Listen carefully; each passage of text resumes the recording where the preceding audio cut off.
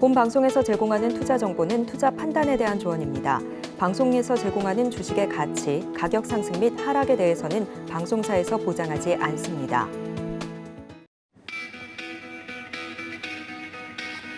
안녕하십니까. 고수익작전 타임 진행의 도지은입니다. 미 현지 시간으로 12일 오전 8시 반, 그러니까 우리 시간으로 오늘 오후 10시 반이죠. 미국의 12월 소비자 물가지수 CPI가 공개가 됩니다. 시장은 이 CPI가 하락했을 것이다라는 기대감에 간밤에 뉴욕 증시도 3대 지수 모두 오르는 모습이었는데요.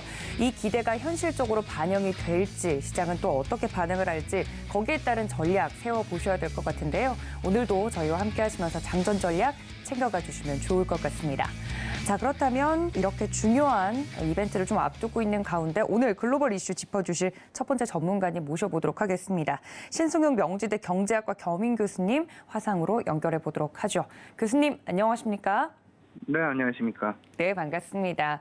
앞서서도 좀 말씀을 드렸지만 중요한 경제지표 발표를 좀 앞두고 있습니다. 첫 번째 질문을 좀 드리자면 최근 연준 의원들 사이에서 이 시장의 기대에 부응하는 것처럼 좀 긴축과 금리 인상과 관련돼서 강도가 둔화되지 않을까 하는 기대감이 커져가고 있는 것 같습니다.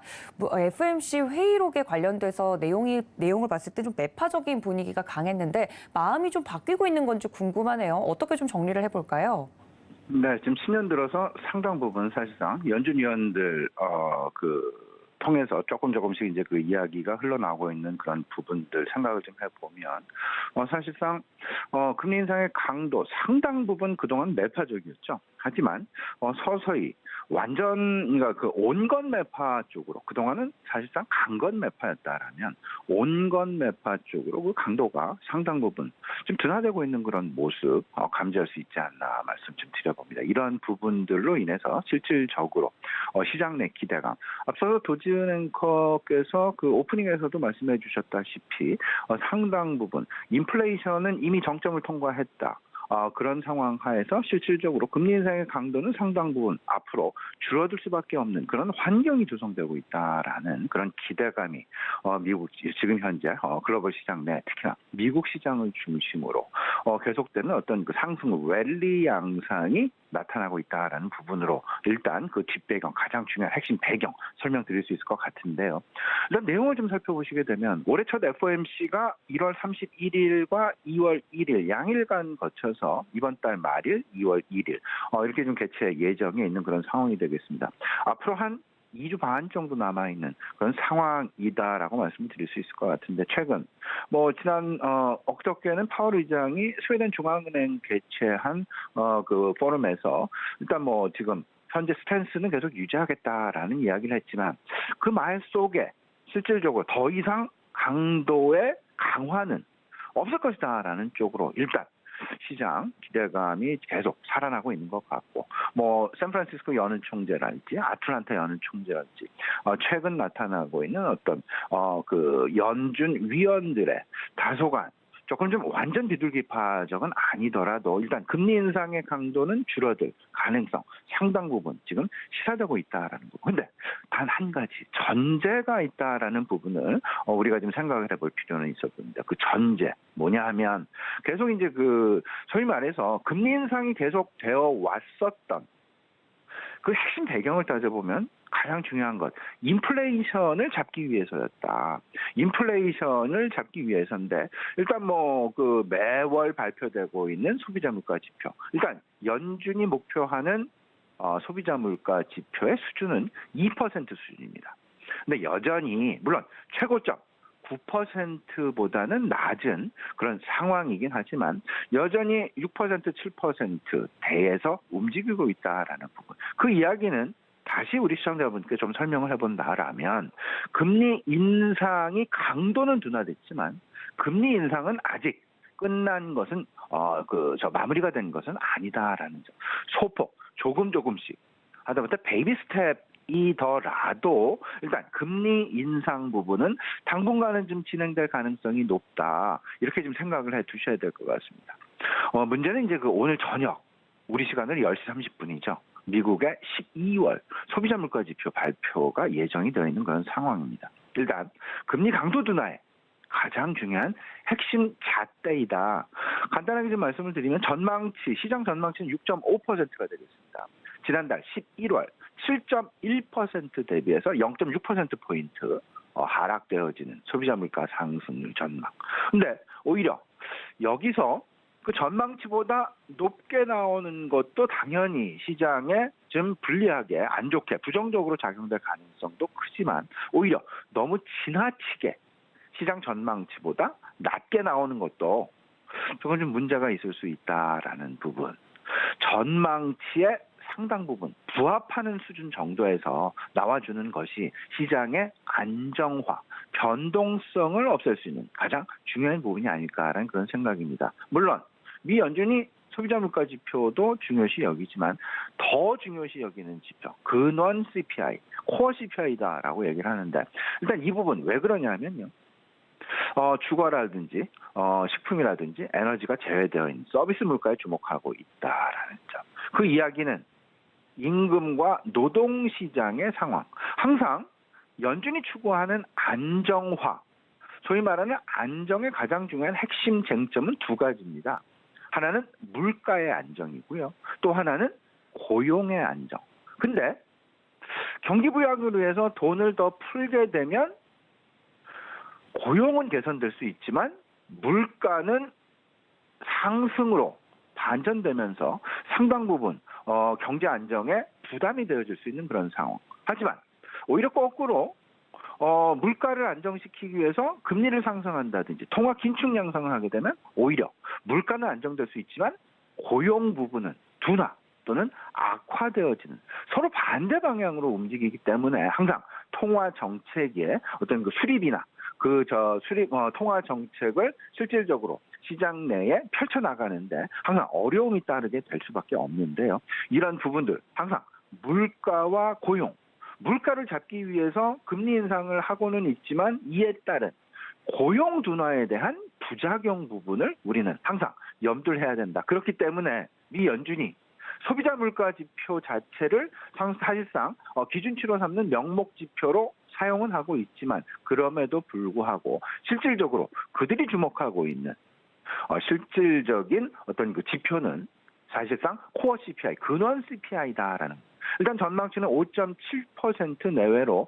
전망이 되고 있다라는 부분 미리 염두에 두시고 오늘 저녁에 10시 반에 발표되는 이런 부분들 생각해 놓으시면 어떨까 싶습니다. 네, 앞서서 연준 의원들의 이제 내용에 대해서 자세하게 좀 풀이를 해주셨습니다. 오늘 밤 CPI 지표가 어떻게 나올지 많은 투자자분들이 기다리고 계실 텐데 이러한 포인트들 함께 챙겨주시면 좋을 것 같고요.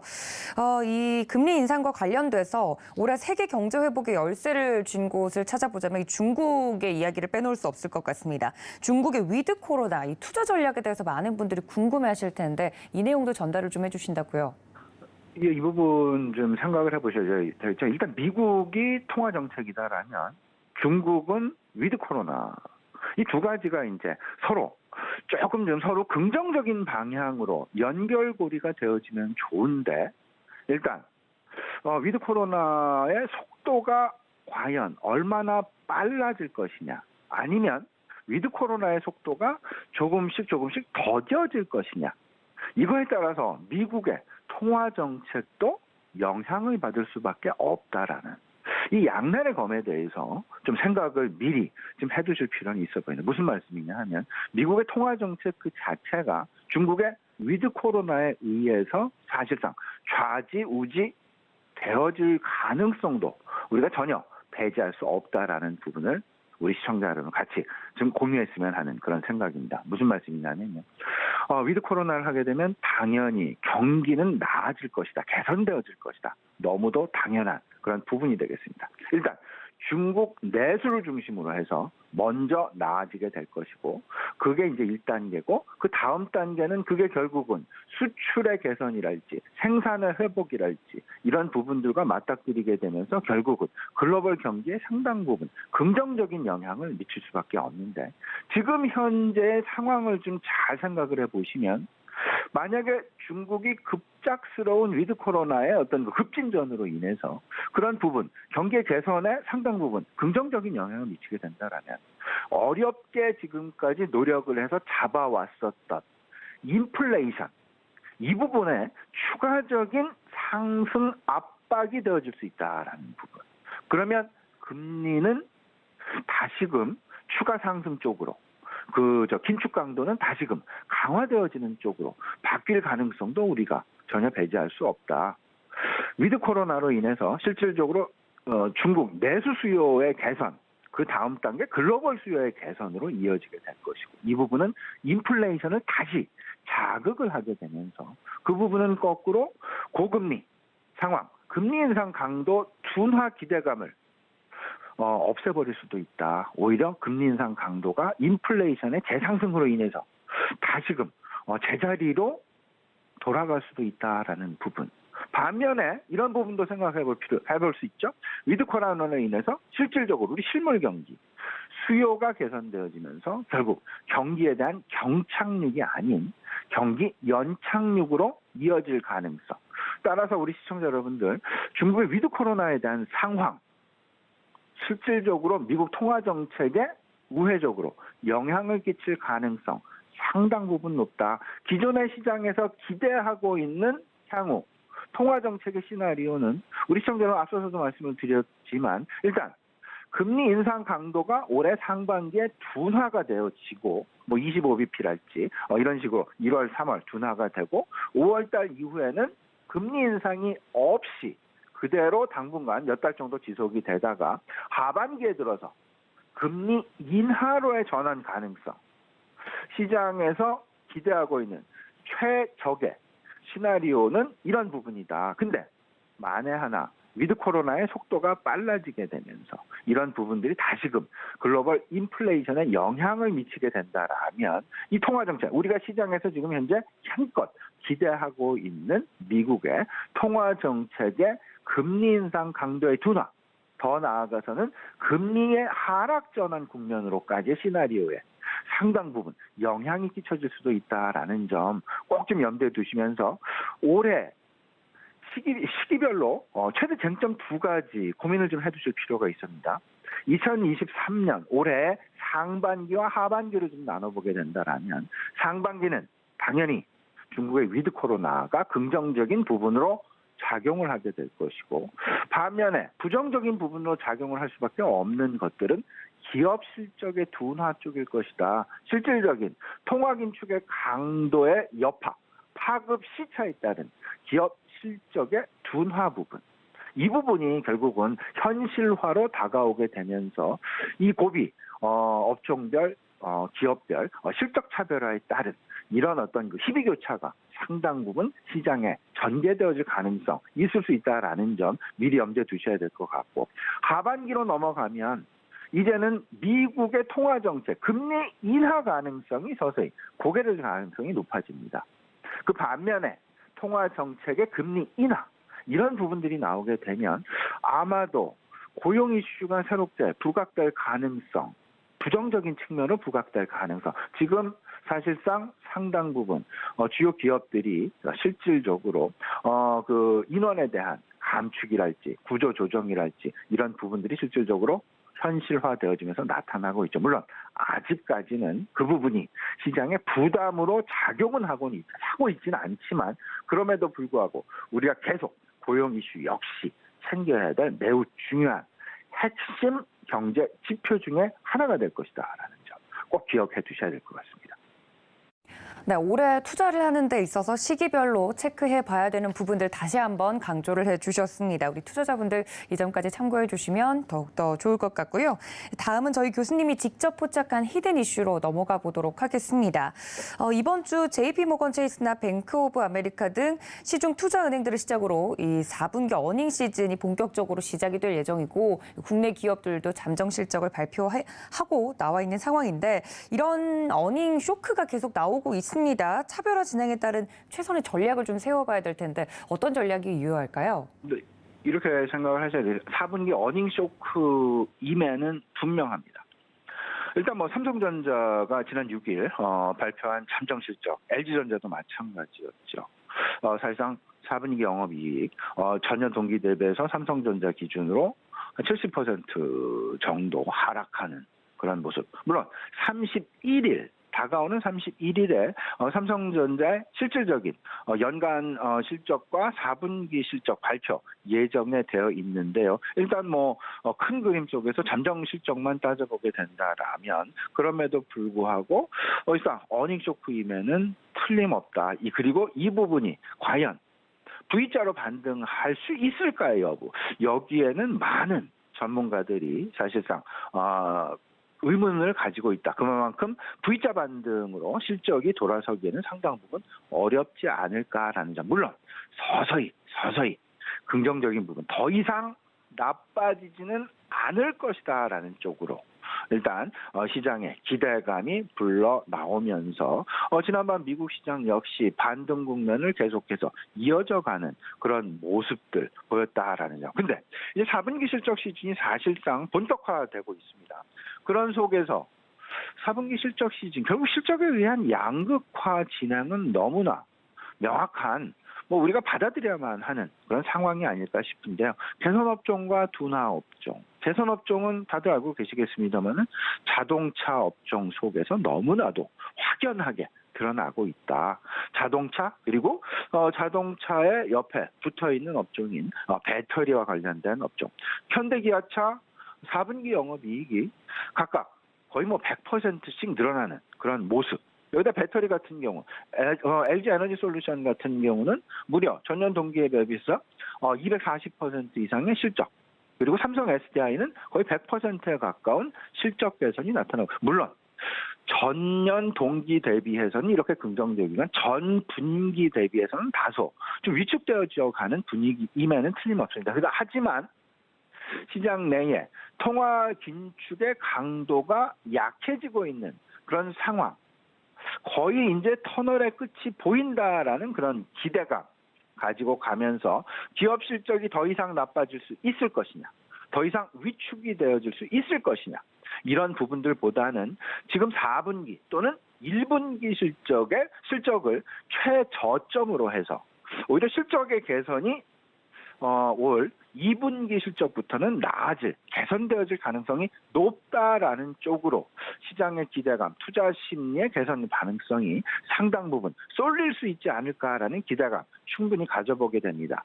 물론 당장 눈앞에 닥친 부분은 우리가 극복해야 될 만한 그런 부분들이겠죠. 그게 결국은 개선되어지는 업종은 자동차와 배터리고 둔화되어지는 업종, 침체, 위축되어지는 업종은 말 그대로 소재 산업일 수밖에 없다. 그 소재 산업, 반도체와 철강, 화학, 정유가 들어가게 됩니다. 이런 부분들, 화학과 정유, 불황, 조금 좀 힘들어진 그런 상황인데요. 어찌 보면 지금이 최악의 상황이 아닐까. 오히려 이런 상황들이 저점 매수의 상당 부분 적절한 매수 타이밍이 될 수 있다라는 점. 이런 부분들 생각해 보시면서 저는 오히려 시청자 여러분께 이런 말씀 드리고 싶습니다. 실적 시즌 진행이 되면 될수록 오히려 적자에서 흑자로 전환되는 통상 실적 시즌에는 모멘텀 추종과 안정적 지속 성장 추종이라는 이 두 가지 관점에서 시장을 접근하게 되는데 오히려 모멘텀 추종은 이런 부분이겠죠.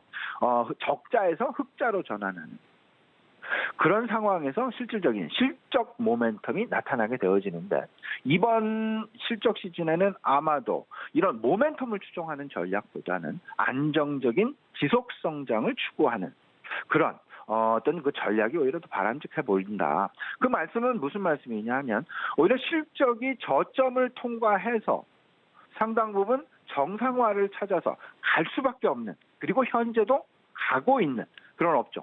대표적인 것이 저는 여러 차례 말씀을 드리지만 중국 관련된 중국의 리오프닝 관련주라고 말씀을 드릴 수 있을 것 같고 또 하나는 정부 정책에 편승하는 오히려 건설업종 같은 경우 상당 부분 정부 지금 부동산 경기를 안정시키기 위한 최선의 노력을 경주하고 있다라는 부분. 절대 우리가 투자 전략을 세우는 데 있어서 이 부분을 간과해서는 안 될 것이다. 이 부분에 오히려 편승하게 되면 오히려 조금은 더 쉽게 나의 수익을 가져갈 수 있지 않을까라는 부분 꼭 생각을 해보시면서 전체적으로 시장 모멘텀 추종을 하지 마시고 안정적인 지속 성장을 추종하시되 단 모멘텀 추종을 못하는 이유 그 핵심 배경에는 아직까지 고금리 상황이 지속되고 있다. 이 고금리 상황은 조금은 더 우리가 생각하는 것보다는 더 좀 그 장기에 좀 기간이 좀 늘어질 가능성이 높다.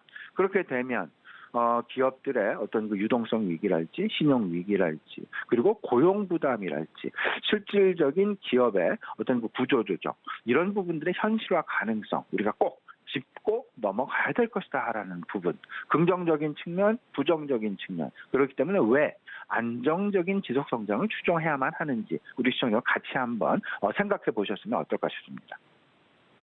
네, 이렇게 어닝 시즌과 관련돼서 이 교수님의 이슈 분석까지 들어봤습니다. 교수님, 그렇다면 저희 오늘장 작전도 필요할 텐데요. 간밤에 뉴욕 증시는 상승으로 마감이 됐습니다. 오늘장 저희는 어떤 전략이 필요할까요? 일단 지금 현재 투자 심리의 가장 중심점 미 연준의 통화 정책 완화 쪽이다라는 점. 그러면서 동시다발적으로 두 가지 이슈가 있죠. 뭐냐면 하나는 중국의 위드 코로나라는 부분. 하나가 있고 또 하나는 실적 시즌이 진행되고 있다라는 부분이 될 것 같습니다. 이 속에서 결국 나의 포트폴리오를 구성하는 데 있어서 가장 핵심 쟁점 저는 이렇게 생각합니다. 안정적인 포트폴리오를 계속 좀 만들어 나가자. 결국 좀 편하게 수익을 만들어가는 이게 일희일비하는 그런 어떤 그 수익 추정 전략보다는 안정적 수익을 추정하는 그런 포트폴리오를 구성해보자라는 말씀을 좀 드려봅니다. 그 얘기가 결국은 정부 정책에 편승하는 그런 부분. 두 번째는 중국의 위드 코로나. 물론 중국의 위드 코로나는 양날의 검입니다. 하지만 조금 더 긍정적인 측면에서 그리고 1단계 중국 내수, 2단계 글로벌 시장으로의 확장.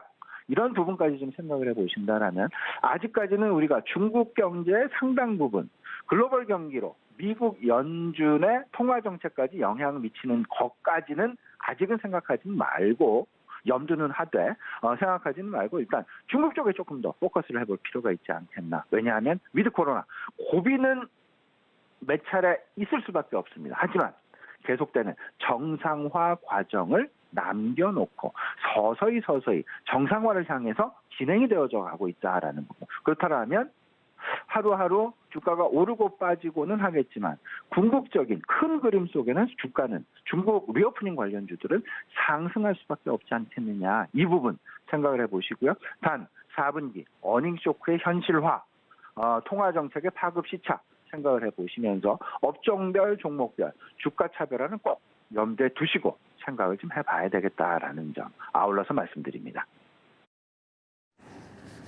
네, 이렇게 오늘장 작전까지 교수님 통해서 들어봤습니다. 지금까지 신승근 명지대 경제학과 겸임 교수님과 함께했습니다. 교수님 고맙습니다.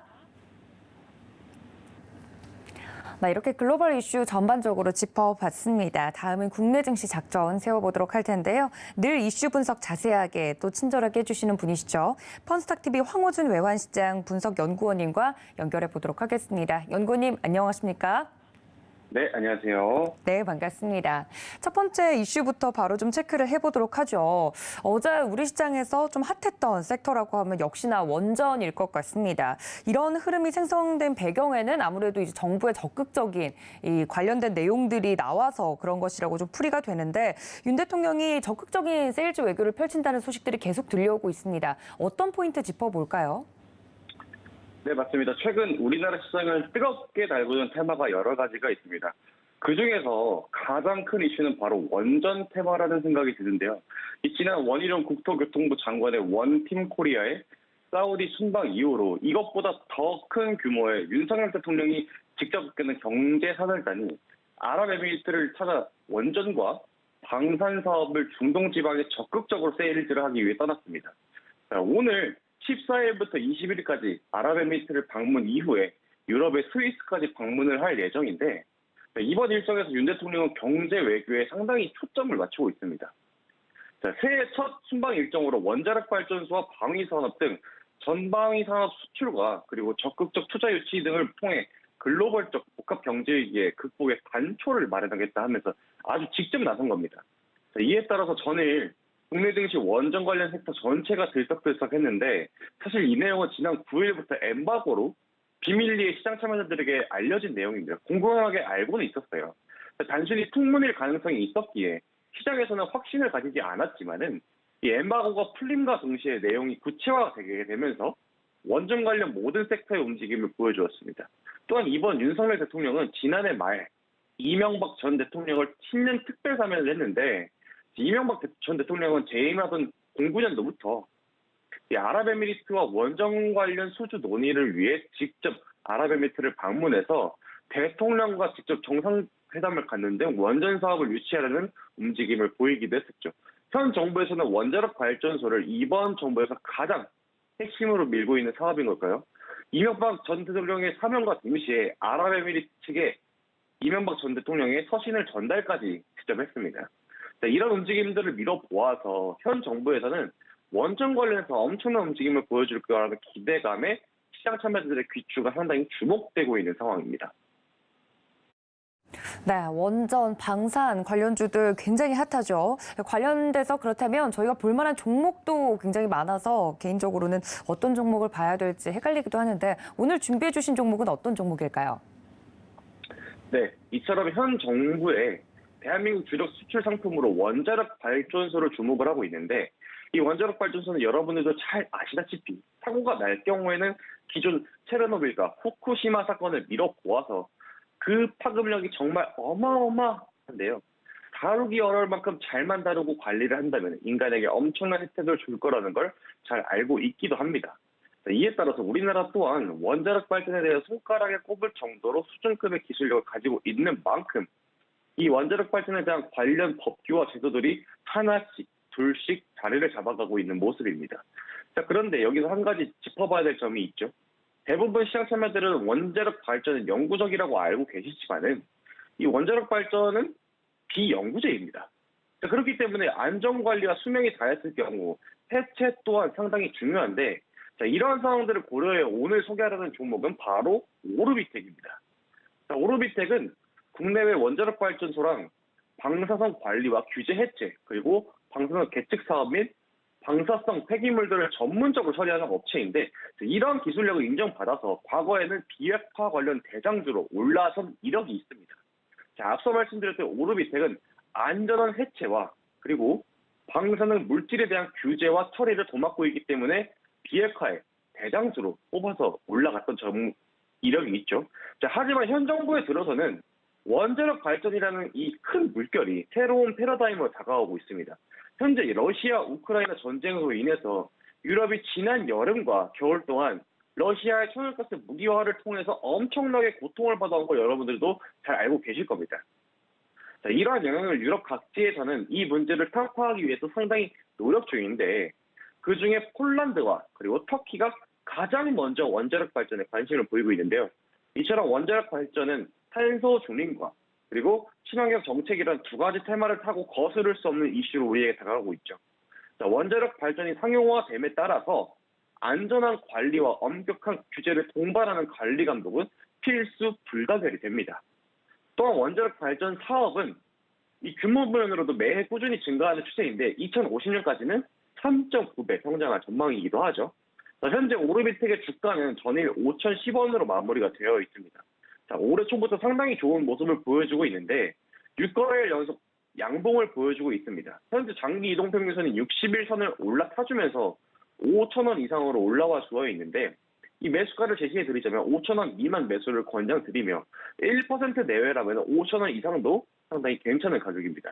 자, 손절가는 4,600원으로 제시를 해드리면서 손절가는 현재 단기 5일 이동평균선을 1% 내외의 낙폭으로 이탈을 하는 자리인데 이 종목의 특성상 정부 단위 전폭적인 활동이 있는 종목이기에 제시해드린 손절가를 터치하게 되게 된다면 이 단순 조정을 넘어서 개별 종목 자체의 악재가 발생한 것이기 때문에 과감하게 정리를 하시고 다른 원전 종목으로 교체를 하셔야만 됩니다.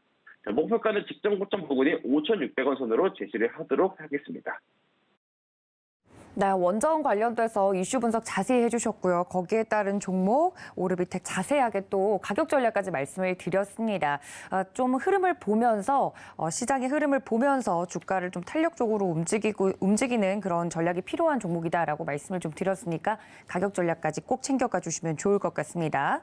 자, 다음 이슈로 넘어가 보도록 하겠습니다. 연속적으로 좀 좋은 이슈들이 계속 나오고 있는 것 같은데요. 조 바이든 미국 대통령이 한화그룹의 미국 내 태양광 투자 계획을 별도 성명을 내면서 크게 반기는 모습이었습니다. 양측에 다 호재가 아닐까 싶긴 한데 바이든 대통령 같은 경우는 IRA, 그러니까 인플레이션 감축법의 직접적인 결과물이다라고 강조를 또 하기도 했다고 하네요. 관련돼서 국내에도 한화 관련 그룹주들도 탄력적으로 움직일 것으로 예상이 되는데 일단 이슈 어떤 부분에서 저희가 포인트 짚어볼까요? 네, 전일 장이 마감된 후에 저녁 시간에 거의 확정적으로 추가적으로 기사가 보도된 내용이죠.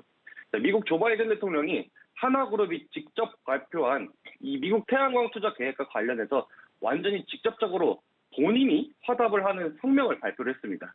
자, 바이든 대통령은 현지 시간 11일 백악관 성명을 통해서 미국 역사상 최대 규모의 태양광 투자를 하겠다는 한화큐셀의 발표는 이 조지아주를 노동자의 가족과 미국 경제에서 아주 대형 호재라고 밝혔습니다. 자, 이어서 한화큐셀의 투자는 조지아주에서 고임금의 수천 개의 일자리를 창출할 것이고 이들 일자리 중 대부분이 4년제 대학학위는 필요로 하지 않는 단순 노동이라고 밝혔습니다.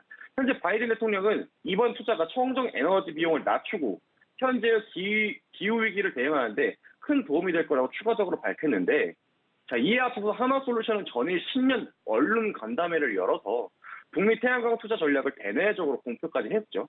내년까지 미국 조지아주에 총 3조 2천억 원을 투자를 해서 이 태양광 통합 생산 단지인 솔라 허브를 구축한다는 계획을 발표했는데 자, 이에 전일 시가총액의 8조 3천억 원에 달하는 엉덩이가 엄청나게 무거운 한화솔루션이 무려 6.86% 상승하는 기염을 토해냈죠. 자, 이처럼 바이든 대통령이 직접 한국 기업에게 긍정적인 시그널을 보냈다는 것은 우리나라 증시에 상당히 좋은 호재로 해석이 될 전망입니다. 네, 그렇다면 관련돼서 특징적인 종목도 궁금한데 저희가 어떤 종목 오늘 볼까요? 네, 앞서 말씀드린 이슈에 이어서 우리가 주목해야 될 종목은 바로 현대차입니다. 자, 지난 미국의 중간선거 전과 후로 우리나라는 미국의 우방국에 해당하지 않는 국가들을 철저히 고립시키는 IRA 법안, 다시 말해서 인플레이션 법안을 가동하게 된다면은 이 철저하게 완전히 고립을 시켜버렸죠. 자, 이에 따라서 국내 기업들 중에서 2차 전지와 전기차 섹터에 해당하는 전 종목들이 일제히 조정이 나왔습니다. 자, 현대차는 지난 10월에 미국 조지아주 브라이언 카운티에서 전기차 전용 현대자동차 그룹 메타플랜트 아메리카 기공식을 개최를 했는데 이건 바로 IRA 법안의 리스크를 피해서 미국 내에서도 현대차의 전기차를 판매할 추구 전략을 취했습니다. 지난 중간선거가 박빙으로 흘러가게 되면서 IRA 법안의 유예기간이 이 조지아주 공장의 설립 기간보다 더 빠르게 가동할 수 있다는 전망 속에서 엄청난 주가 조정이 나왔었죠. 허나 중간선거가 민주당이 우세하게 되면서 친환경 에너지를 밀고 있는 민주당 정부의 전폭적인 지지를 받아서 앞서 말씀드린 한화그룹의 호재를 필두로 미국 내 생산기지를 가지고 있는 기업들에게는 엄청난 호재로 작용할 전망입니다. 자, 전일 직접적인 연관이 있었던 한화솔루션은 이미 시세가 충분히 상승이 나와 있지만은 현대차는 이에 비해서 상승이 아직 나오지 않은 상태이죠. 현재 시장 참여자들의 관심이 직접적인 수혜를 받을 종목으로만 쏠리는 특히 전일은 코스피보다 코스닥이 엄청난 강세를 보였던 만큼 코스피 시가총액 상위에 해당하는 현대차는 아직까지 큰 조명을 받지 않은 모습입니다. 이 바이든 정부는 현재 친환경 에너지를 밀고 있으면서도 동시에 소외받고 있는 지금 미국의 소도시들을 살리기 위한 정책을 펼치고 있는데 자, 이번 현대차가 공장을 설립하는 조지아주 브라이언 카운티는 우리나라로 비교하게 되면 분단이 아주 조그마한 소도시입니다. 인구가 약 3만 명밖에 되지 않는데 이 때문에 넓은 부지와 함께 지역 소도시를 살리기 위한 정책으로서 현대차에 대해서도 다시 한번 더 언급할 가능성이 상당히 높습니다. 지난해 바이든 대통령은 현대차에게 미국 투자 유치에 대해서 직접적으로 나서서 고맙다는 표현을 할 정도로 관심이 상당히 높은 상황이기도 하죠. 현대차의 주가는 장기 이동평균선의 60일 이동평균선을 전일 돌파 시도를 하였으나 다시 조정을 받고 소폭 내려온 상태인 16만 4천 원으로 마감을 해왔습니다. 자, 가격 전략으로는 매수가 16만 5천 원 이하 적극 매수, 손절선으로는 15만 9천 원을 제시를 해드리겠습니다. 이 손절선을 제시해드린 이유는 최근 저점이 작년 12월 29일 생성된 15만 5천 원인데 이 손절선인 15만 9천 원은 전일 기준으로 해서 일봉상 20일 이동평균선과 10일 이동평균선이 맞닿는 부분입니다. 때문에 이 부분에서는 투매 물량이 공포에 의해서 투매 물량이 대거 출하될 전망이기 때문에 이 부분을 이탈하게 된다면은 전 저점까지 다시 내려갈 가능성이 있으므로 이탈 시에는 과감하게 정리를 권장드리고요. 목표가로는 17만 원 제시를 해드리겠습니다. 보조지표인 매물대 차트를 적용하게 되면은 현 주가 대비 가장 강한 저항선이 17만 2,500원 선에 아주 강하게 포진이 되어 있습니다. 자, 이에 따라서 17만 2,500원에 도달할 시에는 기존에 보유 중이던 물량들이 본절 자리에 오게 되면서 탈출 물량이 나올 가능성이 상당히 높기에 17만 2,500원으로 목표가를 설정하겠습니다. 정리해드리자면은 매수가 16만 5천 원, 손절가 15만 9천 원, 목표가로는 17만 2,500원으로 제시를 하겠습니다. 네, 대형주로서 많은 분들이 또 관심 가지고 있는 종목 현대차 자세하게 가격 전략까지 말씀을 드렸습니다. 여러분들 참고해 주시면 좋을 것 같고요. 연구원님 그렇다면 저희 오늘장 작전은 어떻게 세워볼까요? 네, 국내 증시가 새해를 기점으로 해서 저점 대비 약 9% 가까운 상승을 한 자리이죠.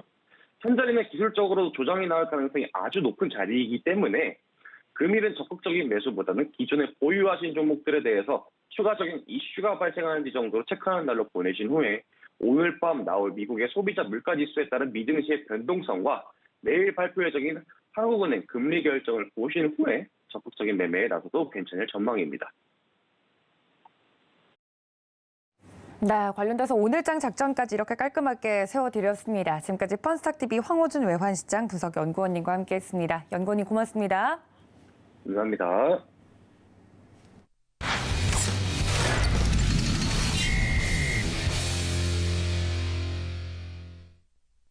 네, 보다 자세한 국내 증시 작전 세워보도록 하겠습니다. 오늘은 화상이 아니라 실제로 스튜디오에 모셨는데요. 글로원 파트너스 이성웅 이사님 방문해 주셨습니다. 이사님 어서 오세요. 네, 안녕하세요. 네, 늘 이 시간에 전화로만 연결을 하다가 네. 또 이렇게 모시게 되니까 너무 반갑네요. 네. 네, 장전 전략 이제 오신 만큼 더 자세하게 세워주시리라 생각이 들고요. 오늘 첫 번째 이슈부터 좀 살펴보자면 최근에 이 수급에 대해서 자세하게 좀 말씀을 해주셨었어요. 네. 돌아보면 외국인 지금 순매수가 6일 연속 좀 들어와 주고 있는 모습이거든요. 이렇게 좀 올해 들어서 외국인들이 적극적으로 들어와 주는 거 시장엔 좋긴 한데 그 흐름이나 문맥을 좀 파악을 해봐야 될 것 같습니다. 어떤 네. 포인트 짚어볼까요?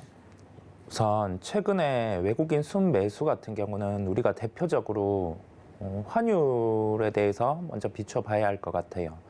강달러 같은 경우가 작년에 말까지 지속이 되다가 좀 변화가 나타났어요. 이 부분은 금리 인상에 대한 부분에 변화의 가능성이 먼저 환율에 대입이 되는 시점이었고요.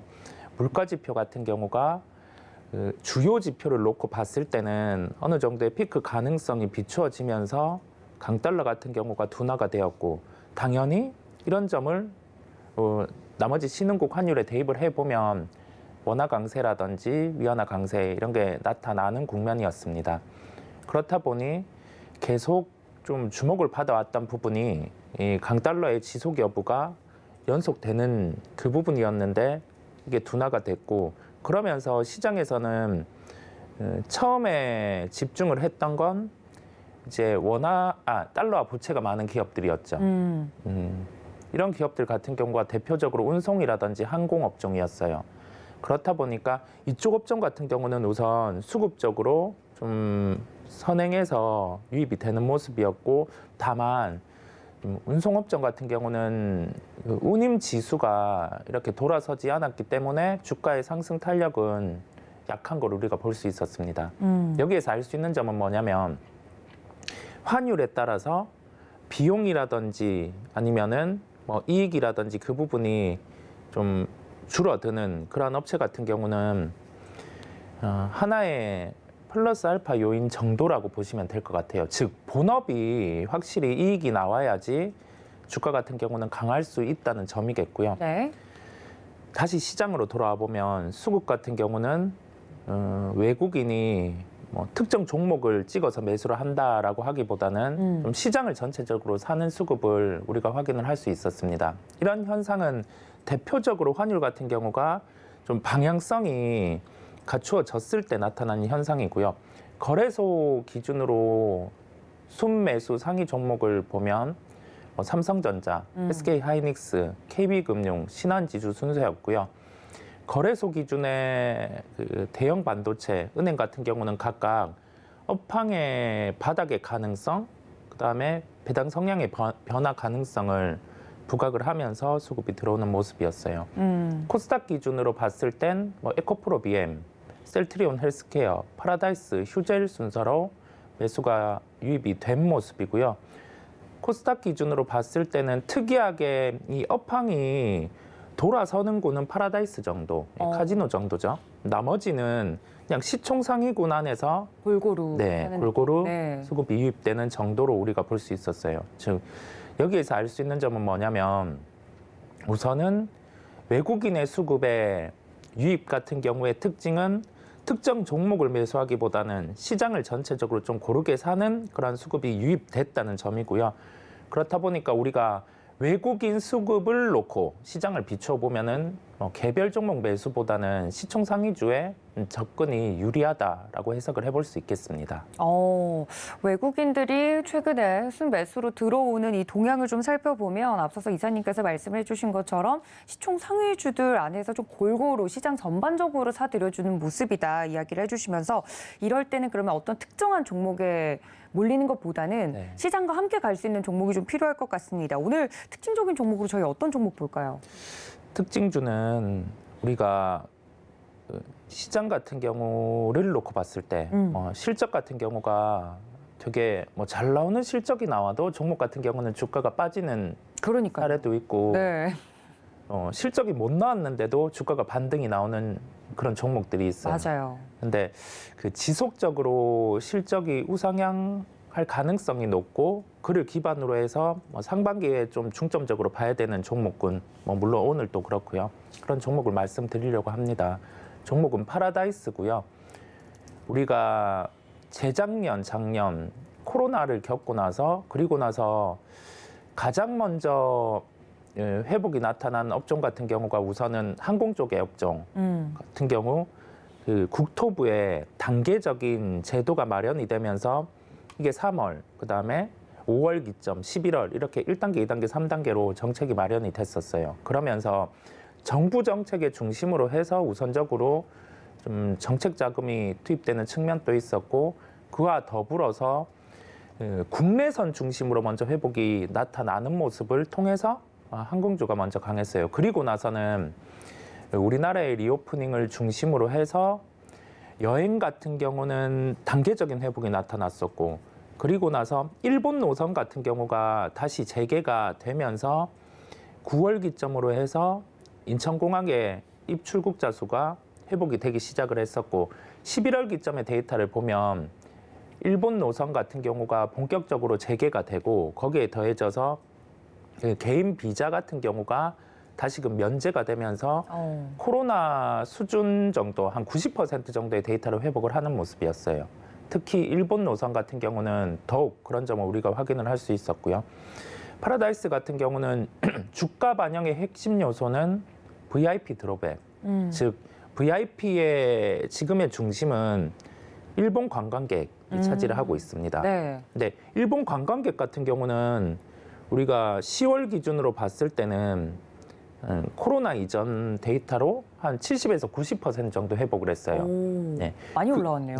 그 정도 회복을 했는데 실제 드롭백은 코로나 이전보다 한 120%, 130%가 넘어갔어요. 즉 실제 들어온 일본 VIP 같은 경우는 아직 100% 회복을 못했는데 드롭백 같은 경우는 올라갔단 말이죠. 여기에서 알 수 있는 점은 뭐냐면 그만큼 이제 외국인 카지노 같은 경우가 코로나 이전보다 코로나 이후에 VIP에 대해서 조금 더 원활하게 대응이 가능한 구조를 만들었다는 점이고요. 그 점은 다른 면에서 비춰 볼 수 있는 점은 지금 나머지 해외 업체 같은 경우가 아직 뭐 VIP를 받아들이는 환경 안에서 좀 파라다이스 같은 경우가 차별화를 많이 둔 것으로 우리가 볼 수 있겠습니다. 그러니까 들어오는 사람 수 자체는 줄었는데 네. 들어온 분들이 네. 돈을 이전보다 더 많이 쓰는 네. 상황인 거죠. 네. 이게 이게 굉장히 고무적이라는 거죠. 네. 네. 저도 이 점이 궁금하긴 한데 네, 어떤 궁금하네요. 면에서 네. 그 코로나 시기에 마케팅을 강화를 했어요. 아, 예, 비용을 써가면서도 실제 VIP에 대한 마케팅을 강화를 했고 그 점이 이제는 실제 성과로 나오다 보니까 우리가 여기에 대해서는 뭐 실적 일회성이 아니라 연속될 수 있다고 추정을 해볼 수 있을 것 같아요. 그리고 그 뒤로 아직 올해 예상 실적에 중국의 리오프닝 같은 경우는 반영이 되지는 않았어요. 왜냐하면 분명히 리오프닝의 단계 강화로 갈 텐데 이게 실제적으로 좀 패키지 관광도 아직 마련이 되지 않았고 네. 그다음에 여기에 대해서 우리가 가깝게 최근에 좀 비자 발급 같은 경우도 또 문제가 있었죠. 네, 네. 난항이 있었잖아요. 그렇다 보니까 그 시장의 참여자들 입장에서도 중국 같은 경우는 이후에 열리고 나서 실적을 반영해도 된다라는 시각입니다. 그럼에도 불구하고 그 단계를 한번 보는 거죠. 리오프닝이라든지 중국의 반부패 정책 같은 경우가 우리나라 같은 경우는 이 반부패 정책의 구조에 맞춰서 뭐 카지노라든지 그 점이 여기에 그 허들을 넘어서지 않게 이미 맞춰놨어요. 그렇다 보니까 중국 관광객들, 중국의 VIP 같은 경우도 우리나라의 카지노 업체를 이용할 가능성이 높다라고 보입니다. 그러면 결론적으로 실적에 한번 대입을 해보는 거죠. 일본의 VIP 같은 경우의 유입 같은 경우는 실제 우리가 허들을 넘어섰고 올해 실적에 아직 그 중국 VIP는 포함이 되지 않았는데 이 VIP들이 들어온다라고 하면 현재 올해 예상 실적 이익 대비해서는 한 40% 정도 더 증가를 할 수 있어요. 그러면 파라다이스라는 종목은 지금의 실적 같은 경우에 더해져서 중국 VIP들이 유입된다고 하면 목표의 이익 같은 경우가 한 40% 정도 더 올라갈 수 있겠다라고 볼 수가 있겠습니다. 가격 접근 같은 경우는 뭐 전일 종가는 17,700원에 마감을 하는 모습이었어요. 네. 그런데 종목 같은 경우가 최근에 일중에도 뭐 어느 정도의 변동성이 있습니다. 그런 점을 감안을 해서 한 17,200원대 접근 가능하다는 결론이겠습니다. 네, 오늘의 첫 번째 특징적인 종목 파라다이스 자세하게 이야기를 좀 해주셨습니다. 여러분들 이 점까지 참고해 주시면 좋을 것 같고요. 앞서서 수급 이야기를 또 해주셨으니까 오늘이 또 시장의 옵션 만기일 아니겠습니까? 이 관련돼서 수급적으로도 이 이슈가 당연히 부각이 될 것 같은데 더불어서 오늘장 전략까지 이야기해 주시면 제일 좋을 것 같아요. 시장을 보면 우리가 옵션 만기 같은 경우 무작정 시장이 빠질 수 있다.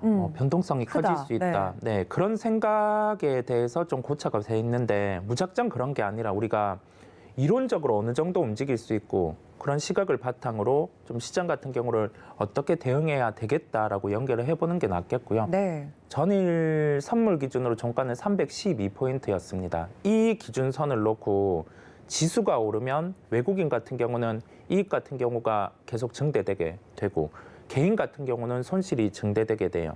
그러면 많은 생각을 하기보다 보이는 대로 전략을 세우면 됩니다. 그냥 이 기준에서 지수가 빠지기보다 상승할 가능성이 높다는 거죠. 그렇다 보니까 우리가 오늘의 옵션 만기일을 놓고 봤을 때는 그냥 하락보다는 상승에 무게감을 두고 뭐 짧은 매매를 하시는 분이든 주식을 가지고 가시는 분이든 오늘의 옵션 만기 같은 경우는 크게 신경을 안 쓰셔도 되고 좀 주식을 들고 가는 대응을 하시면 되겠습니다.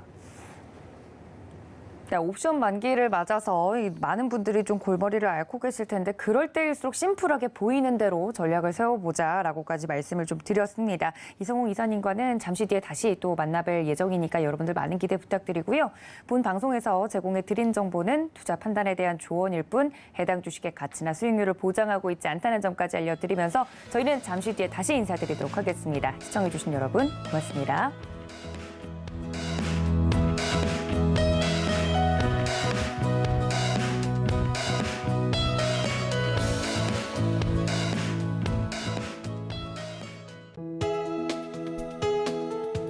본 방송에서 제공하는 투자 정보는 투자 판단에 대한 조언입니다.